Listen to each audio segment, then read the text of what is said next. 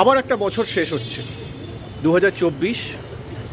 একটা বছর মানে 365টা দিন শুধু নয়, বা 366টা দিন শুধু নয়, অনেকগুলো মুহূর্ত, অনেক স্মৃতি, অনেক অভিজ্ঞতা,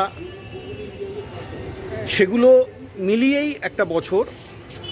আমরা আমাদের বন্ধুরা আজকে একটা জায়গায় আমরা এই বছর শেষের রাত্রি, মানে বছরের শেষ রাত্রিটায় আমরা বসেছি, আড্ডা মারতে বসেছি।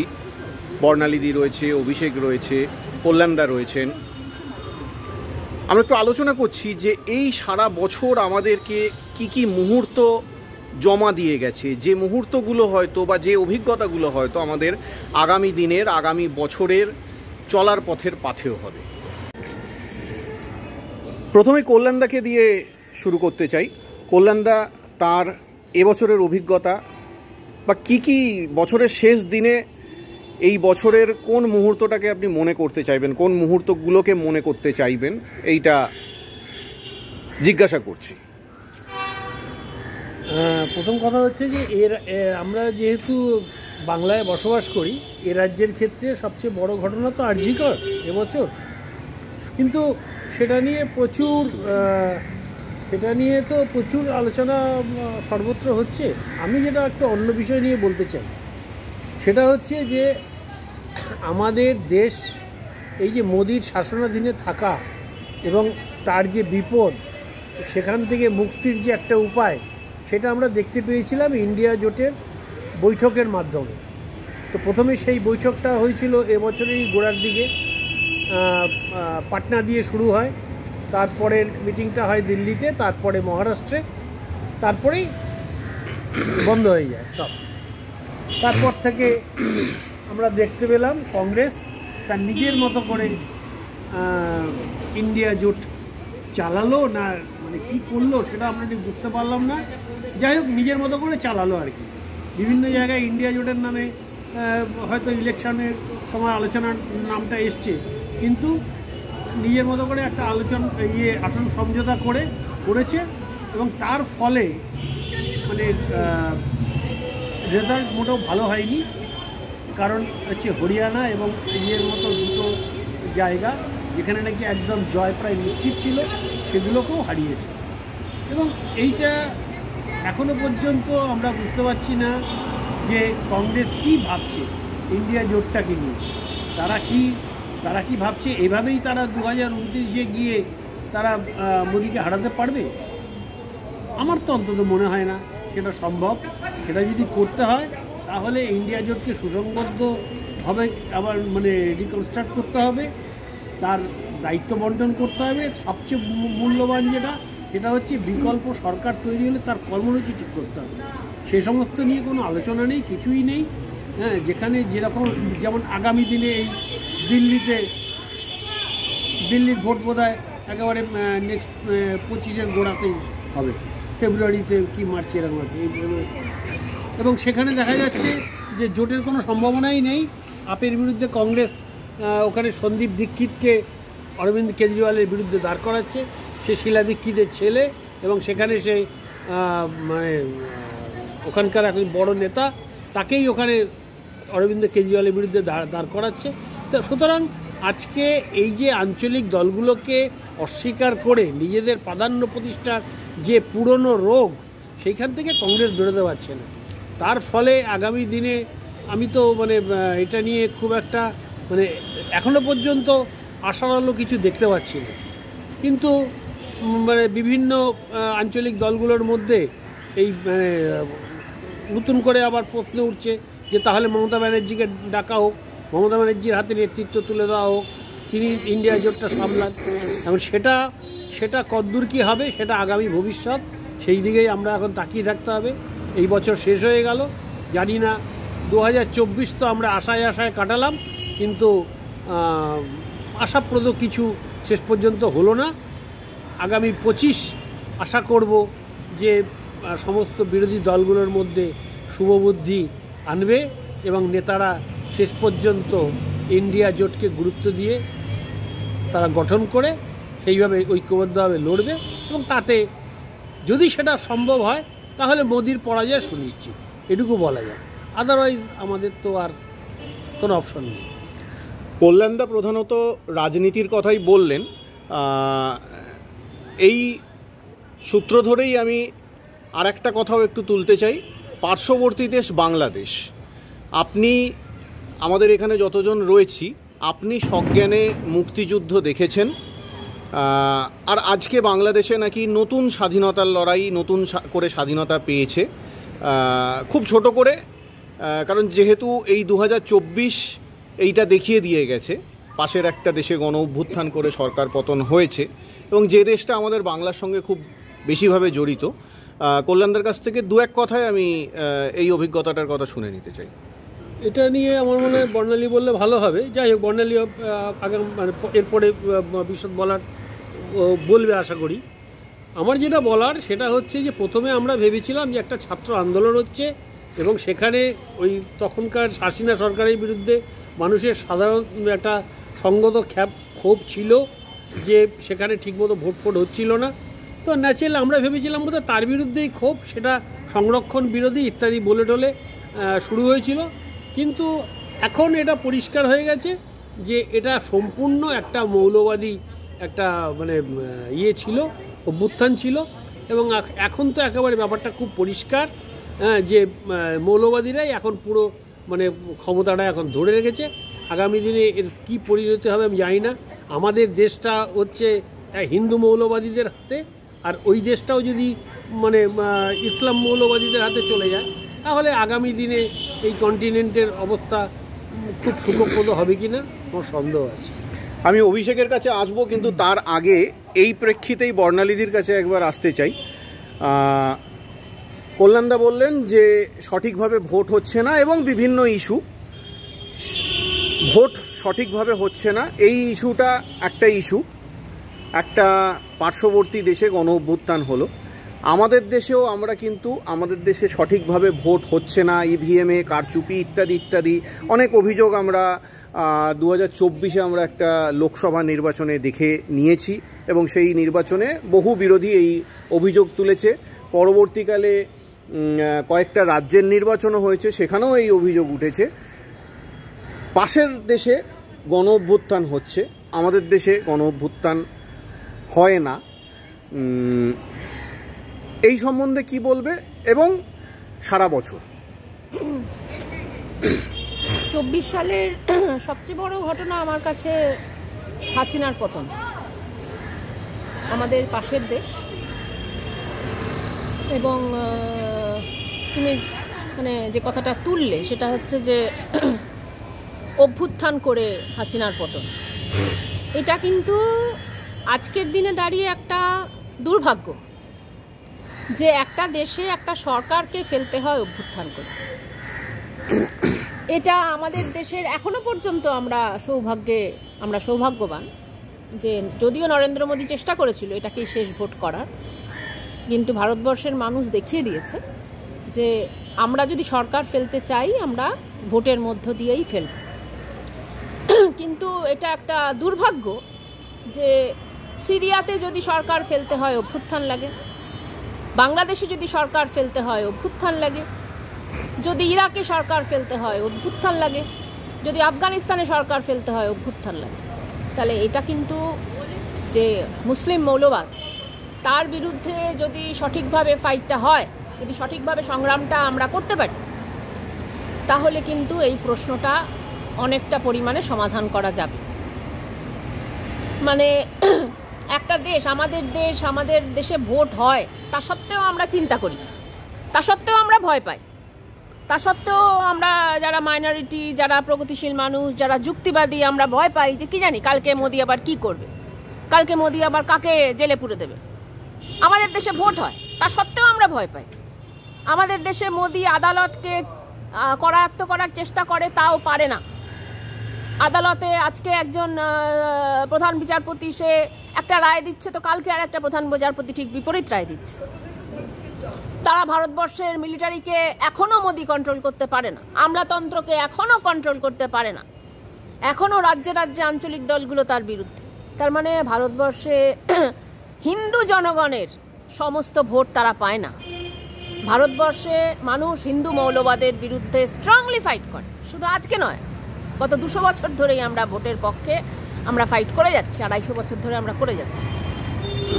তাহলে সবচেয়ে দুর্ভাগ্যজনক যে আমাদেরই এই ভোটের সংস্কৃতির মধ্য দিয়ে আমরা একসঙ্গে বড় হলাম, অথচ গত 70 বছর ধরে আমরা ভোট ভোগ করলাম, আমরা সংসদীয় গণতন্ত্র ভোগ করলাম, আর আমাদেরই ভাই বোনেরা পাশে দাঁড়িয়ে দেখা যাচ্ছে যে তাদের দেশে ভোট হচ্ছে না। পাকিস্তানে কোনো রাষ্ট্রপতি, কোনো রাষ্ট্রপ্রধান, সে আজকে রাষ্ট্রপ্রধান, আমরা তো ভাবতে পারি না সেটা হচ্ছে মনমোহন সিং আমাদের পুরনো রাষ্ট্রপ্রধান, সে বিজেপি যাই বলুক না কেন, মোদিকে এসে মালা দিতে হয়, মোদিকে এসে কি বলে রাষ্ট্রীয় শোক ঘোষণা করতে হয়। আমরা তো ভাবতেই পারি না যে আজকে যে রাষ্ট্রপ্রধান তাকে কোমরে দড়ি বেঁধে জেলে নিয়ে চলে যাচ্ছে। পাকিস্তানে যেটা খুব স্বাভাবিক, তার মানে ওরা কাউকে রাষ্ট্রপ্রধান কি মানে না? তাহলে কথাটা হচ্ছে যে ইসলামিক মৌলবাদের বিরুদ্ধে যে ফাইট বাংলাদেশের জনগণ একসময় দিয়েছিল, তারা বলেছিল আমাদের কাছে ধর্মটা প্রধান নয়, আমাদের কাছে ভাষাটা প্রধান, কিন্তু শেষ পর্যন্ত মুশিক প্রসব হলো। শেষ পর্যন্ত যে বাংলাদেশ জন্ম নিল সেখানে জামাতদের প্রতি মুহূর্তেই তোষণ করা হলো। জামাতরা সবসময় ক্ষমতার সঙ্গে থাকলেও কখনো বিএনপির সঙ্গে, কখনো হাসিনাদের সঙ্গে, কখনো আওয়ামী লীগের সঙ্গে। আজকে বাংলাদেশে দেখা যাচ্ছে সেটা হচ্ছে যে হাসিনার পতন হলো, তারপরে কি হচ্ছে এটা এটা এটা কেউ বলতে পারে সেটা হচ্ছে হাসিনা ভোট করেনি, হাসিনা একজন স্বৈরাচার, তার পতন হচ্ছে। কিন্তু প্রথম কথা অভ্যুত্থান করে হলো, ভোটের মধ্য দিয়ে হলো না। আমরা কিন্তু এখানে ভোটের মধ্য দিয়ে বিজেপিকে ফেলতে চাইছি। তাহলে এবার কথাটা হচ্ছে যে তারপরে কি দেখা যাচ্ছে যে সেখানে যে লোকটা ক্ষমতায় বসে আছে ইউনূস, সে আদালতের কাছে গিয়ে বলছে যে না, আমাদের সংবিধান থেকে বাঙালি জাতীয়তাবাদ কথাটা বাদ দিতে হবে, যেটা তোমাদের জন্মের কারণ বাঙালি জাতীয়তাবাদ, সেই শব্দটা নাকি বাদ দিতে হবে, ধর্মনিরপেক্ষতার শব্দটা নাকি বাদ দিতে হবে, সমাজতন্ত্র শব্দটা নাকি বাদ দিতে হবে। আমাদের দেশেও চেষ্টা হয়েছে, আমাদের আদালত বলেছে আমরা অ্যাকসেপ্টই করিনি, এই পিটিশনগুলো অ্যাকসেপ্টই করেনি, ওদের দেশে অ্যাকসেপ্ট করে নিয়েছে। জয় বাংলাটা সরকারি স্লোগান থাকবে না, অ্যাকসেপ্ট করে নিয়েছে। পাকিস্তানে গিয়ে ইউনূস বলছে ভুলে যাও 71, আমরা আবার বন্ধু। এবং এই মৌলবাদী উত্থানকে আজও পর্যন্ত কড়াভাবে আমি দেখছি না যে আমাদের এখানে আমরা স্ট্রংলি এটার বিরুদ্ধে কথা বলা, যারা বলছেন তাদেরকে আবার আমরা তলায় তলায় তাদের বিরুদ্ধে এখানে একটা মুসলিম মৌলবাদী অভ্যুত্থান করার চেষ্টা করছি। এটা ভুলে যাওয়া কোনো কথা নয় যে 92 সালের এপ্রিল বা মে বা মার্চ, এই মার্চ থেকে মের মধ্যে যদি নাজিবুল্লাহ সরকারের পতন না হতো, সেখানে যদি তালিবান উত্থান না হতো, সেই সময় যে গোটা প্যান ইসলামিক যে মৌলবাদী অভ্যুত্থান না হতো, তাহলে ভারতবর্ষে বাবরি মসজিদ ধ্বংস করাটা অত সহজ হতো না।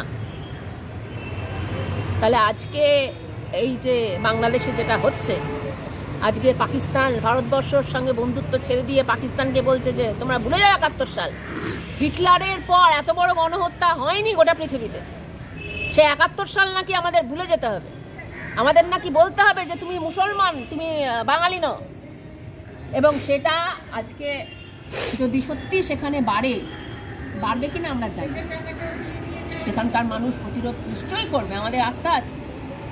আমরা দেশের মুসলমান হিসেবে দেখি, ভারতের মুসলমান, বাংলাদেশের মুসলমান, সিরিয়ার মুসলমান, আমরা এরকম ভাবি না আন্তর্জাতিক মুসলমান। আমি মনে করি কানাডার হিন্দু, ভারতের হিন্দু, আমেরিকার হিন্দু। তাহলে এই মৌলবাদের বিরুদ্ধে যদি ফাইটটা নিশ্চয়ই সেখানকার মানুষ করবে, আমরা মোটেই ছেড়ে দেবো না, আমরা মোটেই প্রশ্রয় দিতে রাজি নই। যারা বলছেন সেটা হচ্ছে যে না, ওগুলো অপপ্রচার, এই ইরানে 500টা মেয়েকে মেরে ফেলবে, সেটা নাকি অপপ্রচার। আমাদের প্রগতিশীল বন্ধুরা বলছে ওটা নাকি অপপ্রচার, ওটা নাকি মার্কিন সাম্রাজ্যবাদের অপপ্রচার। তুমি বোরখা পরবে না ঘোমটা দেবে সেটা তোমার পার্সোনাল বিষয়, এটা ঠিক। কেউ তোমার কাছ থেকে জোর করে ঘোমটা কাটতে পারে না, জোর করে ঘোমটা কাটতে পারে না। তা বলে আমি বলবো না যে কেন খামোকা ঘোমটা দিচ্ছই, তো আমি চেঁচাচ্ছি ঘোমটা ছাড়া।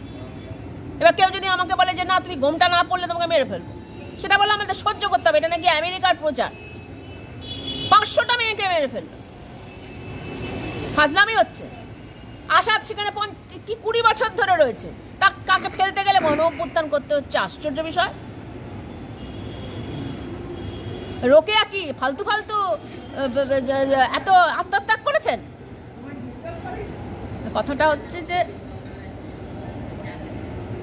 মানে যারা বঙ্গবন্ধু নিয়ে এত কথা বলে অথচ তাদের যে মৌলবাদের বিরুদ্ধে সংগ্রামটা নিয়ে যাদের বিন্দুমাত্র কোনো, নজরুলের মৌলবাদের বিরুদ্ধে সংগ্রাম নিয়ে যাদের বিন্দুমাত্র কোনো কি বলে মানে শ্রদ্ধা নেই, ভক্তি নেই, তাদের দ্বারা মোদিকে ফাইট করা হবে। ভারতবর্ষ বাংলাদেশের আজকে পাশে দাঁড়িয়ে আছে। এই উপমহাদেশটাকে আজকে সাম্রাজ্যবাদ একটা যুদ্ধক্ষেত্রে পরিণত করার চেষ্টা করছে। সাম্রাজ্যবাদ মানে কিন্তু শুধু আমেরিকা নয়, সাম্রাজ্যবাদ মানে কিন্তু চীনও, সাম্রাজ্যবাদ মানে কিন্তু রাশিয়াও। যখন তখন যুদ্ধ করব আমি ইউক্রেনের বিরুদ্ধে, আর আমি বলবো যে না, ওটা সাম্রাজ্যবাদ বিরোধী সংগ্রাম। আজকে গোটা পৃথিবীতে যে সাম্রাজ্যবাদের নয়া সমীকরণ তৈরি হচ্ছে, এটা ঠিক, সেটা হচ্ছে মোদি কোন পক্ষ নেবে বুঝতে পারছে না, কারণ তারা নিজেরাই জানে না তারা কোন পক্ষ নেবে। এটা ঠিক, সেটা হচ্ছে যে সোলার এনার্জি মানে আমেরিকা থেকে আসবে না চীন থেকে আসবে, ওরা এখনো নিশ্চিত নয়। এটা ঠিক যে ভারতবর্ষের বিভিন্ন মানে ম্যানুফ্যাকচারিং নাকি ওরা ঠিক করেছিল, সেটা হচ্ছে যে মনমোহন সিং এর আমলে যে সমস্ত উৎপাদনের মধ্যে অন্তত 25% ম্যানুফ্যাকচারিং হবে, সে করার এখনো পর্যন্ত মুরদ হয়নি। আজও পর্যন্ত এটা আমাদের 14%। এবং সমস্ত ইম্পোর্ট হচ্ছে, ওষুধ থেকে শুরু করে তোর ইঞ্জিনিয়ারিং প্রোডাক্টস থেকে শুরু করে মিলিটারি থেকে শুরু করে সমস্ত কিছুর, এখানে হার্ডওয়্যার কিছু আছে, সব হচ্ছে চীন থেকে আসছে, চীনের ওপর ডিপেন্ডেন্ট।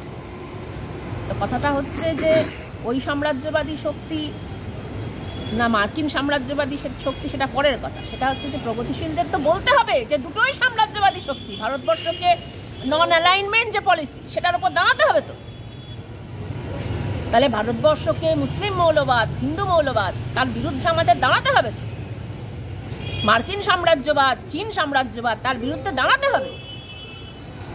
না হলে কিন্তু ভারতবর্ষের মোদিদেরকে আমরা আটকাতে পারবো না। কিন্তু যদি আমরা মৌলবাদকে ফাইটটা করতে পারি, মোদিদের যা অবস্থা, একবার আদবানি চেষ্টা করেছিল বিজেপি দলটাকে সংসদীয় গণতান্ত্রিক দলে রূপান্তরিত করতে, প্রথমেও করসেবা করলো, তারপরে বিহারে এসে ধরা পড়ে গেল, অ্যারেস্ট হলো, তারপরেও চেষ্টা করলো ওটাকে একটা মোটামুটি অন্যান্য দলের মতো সংসদীয় গণতান্ত্রিক দল করতে। যশবন্ত সিংহ বললো না, জিন্না লোকটা খারাপ না, তো তারপরে তো সেটা তাদের দ্বারা হলো না। আবার এখন মোহন ভাগবত বলার চেষ্টা করছে যে না, আমরা আর মন্দির মসজিদ করবো না, অমুক তমুক। তার মানে কি? তার মানে হচ্ছে যে দেখা যাচ্ছে যে মহারাষ্ট্রে মোদিকে ছাড়া আরএসএস বলছে আমরা জেতাবো। তার মানে আরএসএস তাদের নিজেদের ভেতরে তারা একটা গ্লাসনস্ত পেরেস্ত্রয়িকা চাইছে। তো সে যাই হোক, মোদিদের অবস্থা যে ভালো না, 7টা সিট কমে গেছে সেটা জানি। আঞ্চলিক দলগুলো যদি মাথা তুলে দাঁড়াতে পারে, আজকে যেভাবে এখানে মমতা ব্যানার্জি দাঁড়াচ্ছেন, যেভাবে উত্তরপ্রদেশে অখিলেশ দাঁড়াচ্ছে, তাতে তাদের খুব ভবিষ্যৎ নেই। কিন্তু পাশের দেশ যদি আজকে ইসলামিক মৌলবাদ এতটা শক্তিশালী হয়, তাহলে কিন্তু আবার ওদের ভারতবর্ষে মোদিদের সুযোগটা হবে। আমি অভিষেকের কাছে আসছি। অনেক রাজনৈতিক আলোচনা হলো, রাজনীতি দিয়েই তোমার কাছে শুরু করব। এই বছরটা তোমার রাজনৈতিক অভিজ্ঞতা আমি অনেক কাছ থেকে দেখেছি। তোমার রাজনৈতিক অভিজ্ঞতা পূর্ণ একটা বছরের মাঝখানেই একটা লম্বা সময় ধরে দেশের জাতীয় নির্বাচন গেছে, এবং আমি দেখেছি যে তুমি সারা রাজ্যময় ঘুরে এই জাতীয় নির্বাচনের বিভিন্ন রাজনৈতিক কর্মকাণ্ডে যোগদান করেছো। তোমার মুখ থেকেই শুনেছি এটা অনেকটা তোমার কাছে, হয়তো পুরোটা না হলেও অনেকটা তোমার কাছে নতুন তোমার জীবনে এই অভিজ্ঞতা। এবং একটু আগে বর্ণালীদি যে কথাটা বলছিল যে এই সাম্রাজ্যবাদ, আজকের দিনের সাম্রাজ্যবাদটা তো ঠিক এই রকম নয় যে কোনো একটা দেশ এসে আর একটা দেশকে দখল করে নিল। এখনকার সাম্রাজ্যবাদটা পুরোটাই অর্থনৈতিক সাম্রাজ্যবাদ, এবং সেই অর্থনৈতিক সাম্রাজ্যবাদের বলা যেতে পারে, এখন খুব টেকনিক্যালি যদি আলোচনা করা হয় তাহলে বলা যেতেই পারে যে এই মনমোহন সিং তিনি দেশের দরজাটা হাট করে খুলে দিয়েছিলেন। সেই খোলা দরজাটা দিয়েই কিন্তু এই সাম্রাজ্যবাদী যেসব শক্তি রয়েছে তারা ধীরে ধীরে পা রাখতে পেরেছে। তো তোমার অভিজ্ঞতা, এবং এই মনমোহন সিং শুধু নয়, আরও অনেককে আমরা হারিয়েছি, বিশেষ অনেক মাথা বলা যেতে পারে, বা যাদেরকে নিয়ে হয়তো দেশ গর্ব করতে পারে। 2-4 কথা। না, একটা হচ্ছে যে আমিও একটা হলো কল্যাণদার বর্ণালীদি এই বছরের প্রেক্ষিতে কতগুলো খুব জোরালো মতামত লাগলো সেই ব্যাপারে আমি বলবো। আমি অ্যাকচুয়ালি পলিটিক্যাল অ্যাক্টিভিস্ট নই, মানে অনেকটাই আমি বলবো যে কিছুটা মোদি সরকারের কল্যাণে মানে গত 1 দশক অনেকটাই আমি কিন্তু পথে নেমেছি। মানে আমার কলেজ বিশ্ববিদ্যালয় কলকাতায় নয়, আমি অন্য রাজ্যে পড়াশোনা করেছি, কিন্তু সেখানে কখনোই খুব ছাত্র আন্দোলনের খুব বিশেষ একটা চিত্র ছিল না, এবং আমিও কখনো আলাদা করে মানে ছাত্র রাজনীতির সঙ্গে কখনো খুব যুক্ত ছিলাম না।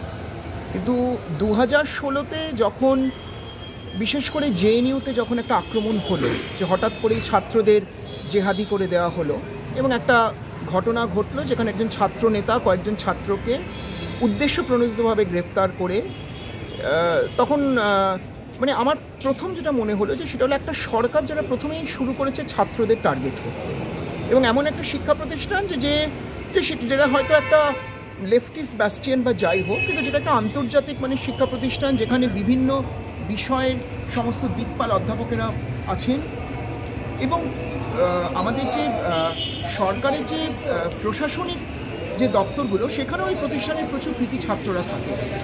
এবং তারপরে আমরা এক এক করে দেখলাম ডিমনিটাইজেশন, এবং করতে করতে 19-এ এনআরসি মুভমেন্ট, এবং এটা করতে করতে আমার তখন হঠাৎ মনে হলো যে না, এটা ঠিক ওই বসে থেকে শুধু ফেসবুক আর টুইটার করে আর ওই কিছু রাজনৈতিক আড্ডা দিয়ে কিন্তু অ্যাকচুয়ালি এই সমস্যাটা সমাধান করা যাবে না। এটা কিন্তু এখন আমাদের ঘরে এবং মানে আমাদের রান্নাঘরে, আমাদের বসার ঘরে, আমাদের শোয়ার ঘরেও কিন্তু এই রাজনীতিটা ঢুকে পড়েছে আর কি। মানে যখন এনআরসি মুভমেন্টের সময় যখন আমাদের নাগরিকত্বটাও একটা প্রশ্নের মুখে ফেলে দেওয়া হলো, একটা সরকার যে জনগণের নির্বাচনে মানে ক্ষমতায় এসেছে, সে হঠাৎ করে কতগুলো ক্যাটাগরির বসে বলে দিচ্ছে যে এ নাগরিক নয়, এবং সে নাগরিক হতে পারবে কিন্তু সেটা এখনই তাকে বলা যাচ্ছে না, তাকে এই কাগজপত্র দেখাতে হবে। একটা সম্পূর্ণ একটা মানে একটা খুব গণ্ডগোলে একটা ব্যাপার আর কি। এবং আমার সে সময় যেটা খুব ভালো লেগেছিলো 2019-এ, যেটা হচ্ছে যে এই এনআরসির ক্ষেত্রে সবচাইতে বেশি এফেক্টেড হবে আসাম এবং পশ্চিমবঙ্গ। তো সে সময় জাতীয় স্তরের কিন্তু একটা আন্দোলন আমি দেখেছিলাম, মানে সেটা উত্তরপ্রদেশ হোক, সেটা মহারাষ্ট্র হোক, সেটা দক্ষিণ ভারত হোক, সমস্ত যে কটা মেট্রোপলিস বলে সেখানে বুদ্ধিজীবীরা, ছাত্ররা প্রত্যেকে কিন্তু পথে নেমেছে। তারপরে আমরা দেখলাম কোভিড এসে গেল, এবার তারপরে 21 সালে নো ভোট টু বিজেপি, এবং 24 সালে তুমি যেটা বললে যে 24 সালে আমার যেটা প্রথম অভিজ্ঞতা যেটা হলো যে তার আগে পোস্টার ক্যাম্পেইন করতাম ইত্যাদি করতাম, তো 24 সালে আমার মানে যারা রাজনৈতিক সহযোগী ছিল অনেকটা তাদেরই সুযোগ হলো যে রাজ্যের বিভিন্ন জায়গায় যাওয়া এবং লোকসভার নির্বাচনে একটা ভূমিকা রাখা, মঞ্চে বক্তৃতা দেওয়া, এবং আমরা একটা প্রাণপণ দিয়ে চেষ্টা করেছি যে যেভাবে হোক মোদী সরকারকে এবার রুখতেই, আটকাতেই হবে। মানে এবং কারণ সবচেয়ে যে ভয়টা ছিল সেটা হচ্ছে যে এই 24-এর নির্বাচনটা খুব সম্ভবত ভারতবর্ষের শেষ নির্বাচন, এরপরে আর এই নির্বাচন প্রক্রিয়াতে সরকার নির্বাচিত হবে না, কি আসবে আমরা ঠিক জানি না, এবং এই নির্বাচনে যদি মোদী সরকারকে হারানো না যায় তাহলে আমাদের পুরো মানে রাজনৈতিক প্রক্রিয়ার চিত্রটাই একদম বদল হয়ে যাবে, এবং এরপরে আমাদের সংবিধানটাকে আমরা ধরে রাখতে পারবো না। আমাদের তো কিছু মূলধন নিয়ে বাঁচতে হবে। এর আগেও মানে মোদী সরকার আসার আগে সমস্যা ছিল না, প্রচুর সমস্যা ছিল, এখন যে সমস্যাগুলো সেরকমও সমস্যা ছিল, কিন্তু আমাদের তখনও কিন্তু সংবিধানটাই ওই অর্থে হাত পড়েনি, বা আমাদের নাগরিকত্বের যে প্রশ্নটা সেটাতে ওই হাত পড়েনি, কিন্তু মোদী সরকার সেই জায়গাগুলোতেও আমাদের ধাক্কা দিয়ে দিয়েছিল। তো আমার যে অভিজ্ঞতা যেটা ছিল, আমি যেটা বলবো যে 24 সালে একটা মিশ্র প্রক্রিয়া ছিল, মানে প্রতিক্রিয়া আমার হয়েছিল একটা, যে সেটা হচ্ছে কিছু জায়গায় আমার মনে হয়েছিল আমি খুব পজিটিভ কিছু রেসপন্স পেয়েছিলাম, আবার কিছু জায়গায় গিয়ে আমার মনে হয়েছিল যে মানুষজনের কাছে আমরা যে আসছি সেটা যে খুব একটা পৌঁছতে পারছি সেটা নয়। এবং একটা কথা আমি খুব বলবো যে সেটা হচ্ছে গত 1 দশকে আমি কিছু রাজ্য, মানে আমাদের পশ্চিমবঙ্গে যেমন মমতা ব্যানার্জির সরকার খুব গুরুত্বপূর্ণ ভূমিকা নিয়েছিল মানে বিজেপির বিরুদ্ধে লড়াই করার জন্য, দিল্লিতে হয়তো আপ সরকার ভূমিকা নিয়েছিল, কিন্তু পুরোপুরিভাবে যদি আমরা দেখি মানে সংঘবদ্ধভাবে ইন্ডিয়া জোট ইত্যাদি এগুলো আমার মনে হয়েছে মানে এগুলো আরেকটু আগে যদি হতো, মানে 2019 থেকে যদি বিরোধীরা একটু এক হবার কথা ভাবতেন তাহলে হয়তো আমরা মোদী সরকারকে এতটা শক্তিশালী রূপে 24-এ আমরা দেখতে পেতাম না। মানে 24-এ আমাদের যুদ্ধটা, আমাদের এই লড়াইটা হয়তো এতটা কঠিন হতো না। তো কোথাও একটা 22-এর শেষ থেকে একটা আশা এসেছিল, ভারত জোড়ো যাত্রা থেকে শুরু করে একটা আশা দেখলাম। 24-এ আমি যে বলবো যে খুব একটা পজিটিভ চিত্র ছিল সেটা সবসময় নয়। এবং আমার কাছে যেটা মনে হয়েছিল যে সেটা হচ্ছে যে মোদী সরকার একটা শক্তিশালী একটা রাজনৈতিক দল, এবার তাদের তো একটা বিশাল প্রভাব ছিল। এবার তাদের যে বিকল্পটা আমরা দেখাবো, মানে বিরোধীরা যে বিকল্পটা হবে, সেই বিকল্পটাই না, মানে সেই বিকল্পটা খুব একটা স্ট্রং সবসময় কিন্তু ছিল না। এবং আমি যখন মানুষকে ব্যক্তিগতভাবে বোঝাতে গেছি তখন তাদের কাছে বিরোধীদের থেকে মানে সেই আস্থার ব্যাপারটা কিন্তু আমি তাদের মধ্যে খুব একটা দেখিনি। একটা হচ্ছে যে ধর্মের গুলি খাইয়ে দিয়ে লোককে ভীষণ তাড়াতাড়ি মগজদোলাই করা যায়, যেটা বিজেপি দীর্ঘকাল ধরে করে এসেছে এবং তার অসম্ভব ভালো ফল পেয়েছে 14 সালের পর থেকে।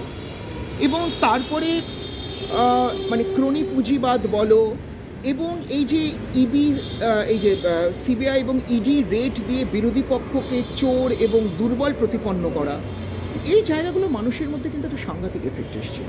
তো সেই জন্য যে মানে অ্যাকচুয়ালি মোদি ছাড়া কে, এই যে একটা কে সে ব্যক্তিটি, মানে বিরোধী পক্ষের কোন নেতা বা ইত্যাদি, এরকম একটা কিছু না থাকায় এবং বিরোধীদের জোটটাও খুব স্ট্রং না হওয়ায়, কারণ আমাদের মানতে হবে যে মানে মমতা ব্যানার্জি একসময় কংগ্রেসে ছিলেন, তিনি কংগ্রেস থেকে বেরিয়ে এসেছে স্বাভাবিকভাবে, সেখানে হয়তো একটা কোথাও চোরা টেনশন ছিল এবং এখনও আছে। আপ দিল্লিতে কংগ্রেসের জন্য দীর্ঘকাল লড়েছে, সেখানেও একটা চোরা টেনশন ছিল। এবং অন্যান্য রাজনৈতিক যে আঞ্চলিক দলগুলো, তাদের কারোর সঙ্গে কংগ্রেসের খুব সবসময় সুসম্পর্ক ছিল না, কখনো সুসম্পর্ক কখনো ভালো। এবং এই যে একটা ভলাটাইল চিত্র, মানুষের কাছে কিন্তু এটা খুব একটা স্ট্রং হিসেবে যাচ্ছিল। মানুষ বলছিল না মোদি যাই করে থাকুক, মোদি স্ট্রং, মোদি থাকবে। এবং এই যে একটা মানে মোদি বিশ্বগুরু ইত্যাদি, এই জায়গাগুলোর যে একটা বিকল্প, এই বিকল্পটা আমার মনে হয়েছে কিন্তু আমরা খুব ভালোভাবে মানে বিপক্ষ দলেরা কেউ তৈরি করতে পারিনি। এইটা কিন্তু আমার মনে হয় একটা খুব বড় ছিল। এখন 24-এ আমরা ইলেকশন মানে আমরা ভোট হয়ে গেল, একটা হয়তো সামান্য আশা হলো যে যেভাবে বিজেপি যে সংখ্যাগরিষ্ঠতা নিয়ে জিতে যে ভয়গুলো ছিল তাৎক্ষণিকভাবে সেগুলো হলো না। কিন্তু আফটারঅল কিন্তু একটা জিনিস ভাবতে হবে যে 24-এ একদম শেষ দিন 24 সালের, এখনও কিন্তু নরেন্দ্র মোদী প্রধানমন্ত্রী এবং অমিত শাহই হচ্ছে আমাদের গৃহমন্ত্রী, সেখানে কিন্তু আমরা কোনো বদল ঘটাতে পারিনি।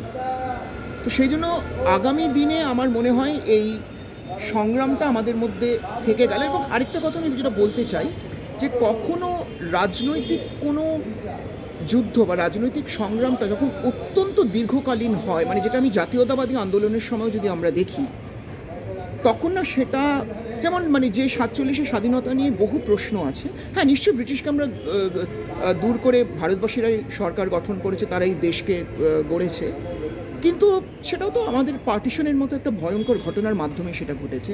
এবং দীর্ঘকালীন হলে মানুষ একটু ছত্রাকার হয়ে পড়ে, এবং সেটা কিন্তু যারা লড়ছে, কারণ একটা জিনিস তুমি দেখবে যে আমরা কয়েকটা ইস্যুতে, যেমন আমরা 4 জন আজকে এখানে আছি, মানে ইনক্লুডিং তুমি, আমরা একটা ইস্যুতে খুব একমত, কিন্তু অনেকগুলো ইস্যুতে সবসময় খুব একমত নই।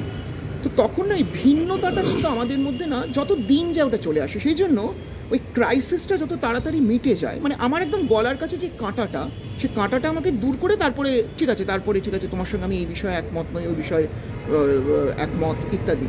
তো সেটা আমার মনে হচ্ছে এই বিজেপির সঙ্গে ফাইটটা একটু খুব দীর্ঘকালীন হয়ে গিয়ে হয়তো একটু জটিলতা মানে পাচ্ছে। মনমোহন সিং একজন অত্যন্ত শ্রদ্ধার মানুষ, এবং মনমোহন সিং শুধু প্রধানমন্ত্রী বলে নয়, মানে মনমোহন সিং প্রধানমন্ত্রী বা অর্থমন্ত্রী হওয়ার আগেও উনি দীর্ঘকালীন দিল্লি স্কুল অফ ইকোনমিক্সের একজন লব্ধ প্রতিষ্ঠিত অধ্যাপক ছিলেন। মানে আমার পরিচিতই কয়েকজন আছেন যারা মনমোহন সিং, অমর্ত্য সেন, সুব্রমণিয়াম স্বামী, প্রণব বর্ধন, এদের কাছে দিল্লি স্কুল অফ ইকোনমিক্সে পড়েছেন। অর্থমন্ত্রী হিসেবে তার একটা ইলাস্ট্রিয়াস যে আমরা জানি যে ফ্রি ইকোনমি ইত্যাদি। এবার মনমোহন সিং আমার মনে হয় কিন্তু জীবনটা একটা খুব মানে ঋদ্ধ জীবন কাটিয়ে তিনি অত্যন্ত পরিণত বয়সেই চলে গিয়েছেন, মানে তার আত্মার শান্তি কামনা করি। কিন্তু আমার যেটা মনে হয় যে এই যে মনমোহন সিংয়ের 91 সালে যে অর্থনৈতিক যে রিফর্ম, এটা নিয়ে অনেক সময় অনেকের সঙ্গে আমার কথা হয়েছে, এটা নিয়ে কিন্তু বহু মানুষের খুব মিশ্র প্রতিক্রিয়া আছে। এবং যেমন আমার মানে বলতে বাধা নেই যে আমার প্রায় মেন্টর আমি যাকে বলতাম, যিনি সমর বাগচি, যিনি গত বছর প্রয়াত হয়েছেন, সমর বাগচি মনমোহন সিংয়ের ইকোনমিক্সকে খুব একটা সমর্থন করতেন না, এবং উনি বলতেন যে তিনি একটা বড় সর্বনাশ করে দিয়ে গেছেন। হয়তো সেটা তা নয়, কিন্তু একটা যেটা হয় যে 91 সালের পরে কিন্তু ক্রনি পুঁজিবাদের একটা বিশাল উত্থান হয়েছে। একটা গ্লোবালাইজড ইকোনমির সঙ্গে ভারতবর্ষ পরিচিত হয়েছে এবং তারপরে ভারতবর্ষে একেবারে আমি মানে সত্যিই দারিদ্র্য দূর হয়েছে। মানে ভারতবর্ষে মোটামুটি 70-80 দশকে যে দারিদ্র্য ভারতবর্ষে ছিল, সেই দারিদ্র্য কিন্তু আমরা ভারতবর্ষের কোণে গেলে এখন আর সেই দারিদ্র্য দেখতে পাই না।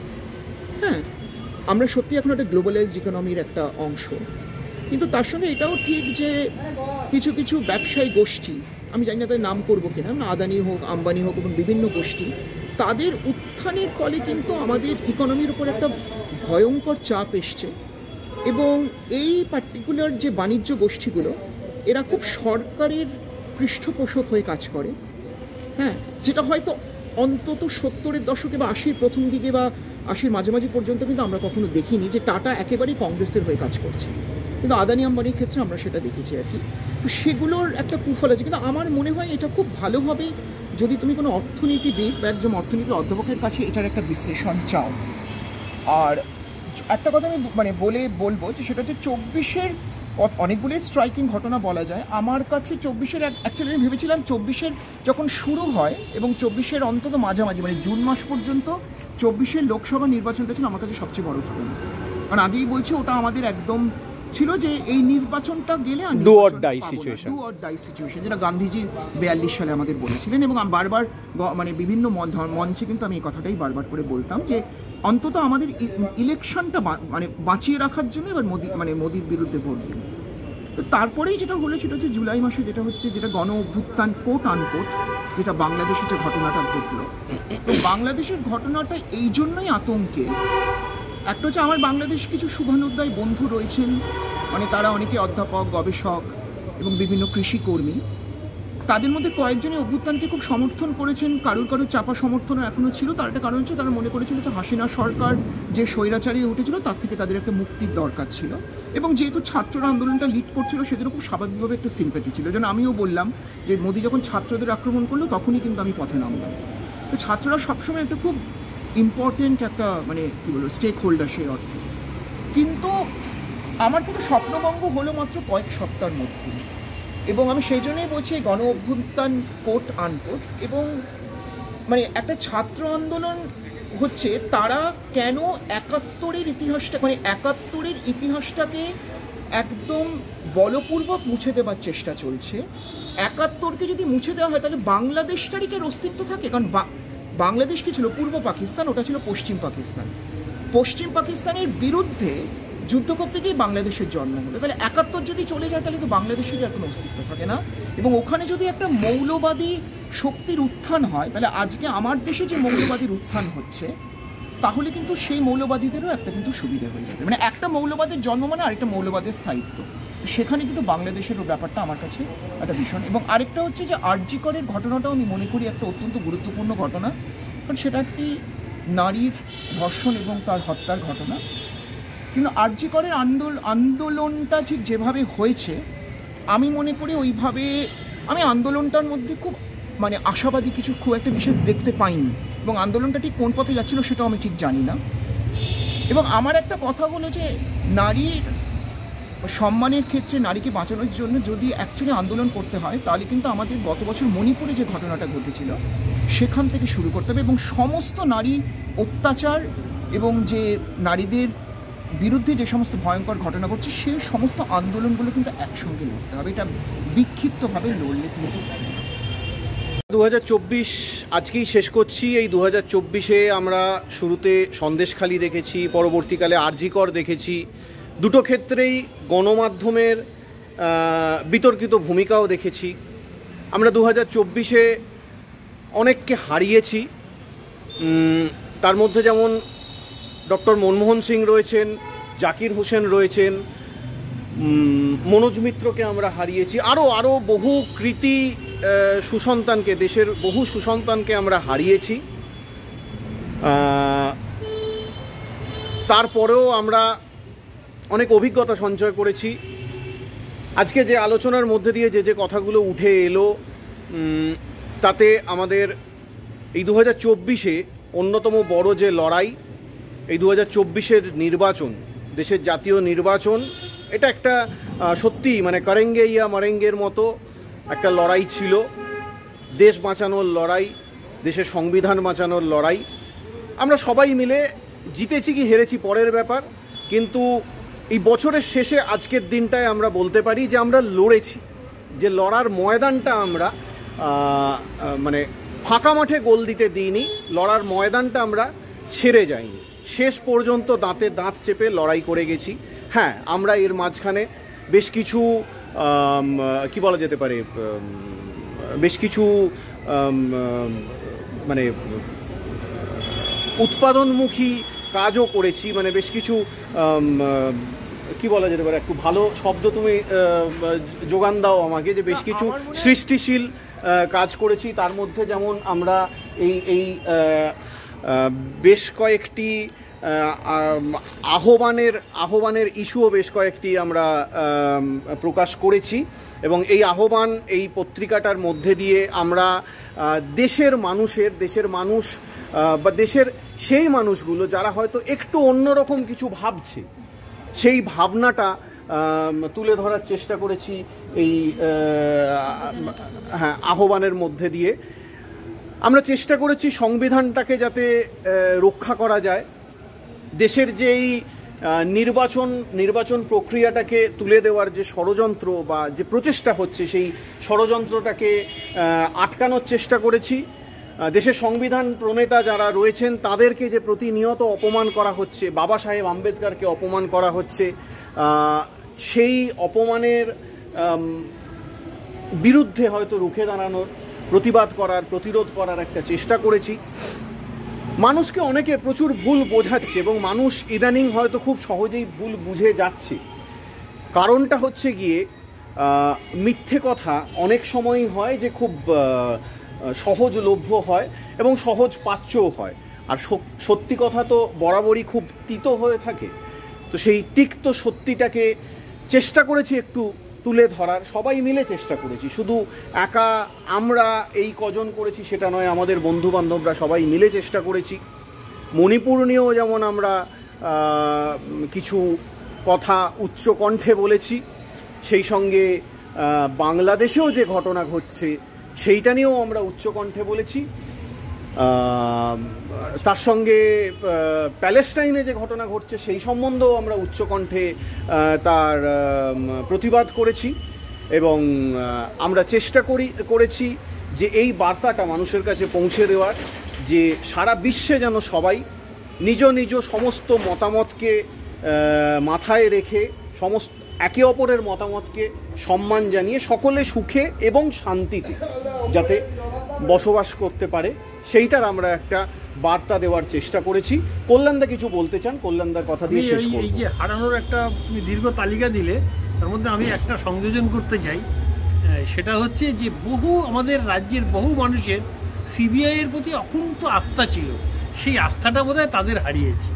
শুধু সিবিআই নয়, গণমাধ্যমের প্রতিও আস্থাটা মনে হয় আমরা ধীরে ধীরে হারিয়েছি। যাই হোক, একটা বছর শেষ হলো, আবার আর একটা নতুন বছর আসবে। সময় চলিয়া যায় নদীর স্রোতের প্রায়, কারণ সময় তো কোথাও থেমে থাকবে না। একটা বছর যেমন শেষ হচ্ছে, আর একটা বছর আসবে। সেই শিবরাম চক্রবর্তী একটা কথা বলেছিলেন যে কাউকেই নতুন বছরের শুভেচ্ছা জানাতে ভয় লাগে, কারণ ওই ঠিক এক বছর নতুন বছর এলে বরাবরই দেখেছি যে ওইটা এক বছরের বেশি থাকে না। আবারও হয়তো আমরা 2025-এর শেষ দিন আবারও এরকম কোথাও একটা আড্ডায় বসবো, সেই দিন হয়তো আবার 2025-এর আমাদের অভিজ্ঞতা নিয়ে কত ঘটনা ঘটবে, আরো সেই এক বছরের আমাদের অভিজ্ঞতার পর্যালোচনা করব। আজকে আমরা এখানেই শেষ করছি। নতুন বছরের অনেক আশা নিয়ে, অনেক স্বপ্ন নিয়ে, আর নতুন কিছু করার লক্ষ্য নিয়ে, প্রতিজ্ঞা নিয়ে, অঙ্গীকার নিয়ে আমরা শেষ করছি। সকলকে ইংরাজি নববর্ষের আগাম শুভেচ্ছা, বা আগাম কি বলবো, আর তো কয়েক ঘন্টা, সকলকে হ্যাপি নিউ ইয়ার জানিয়ে আমরা এখানেই শেষ করছি।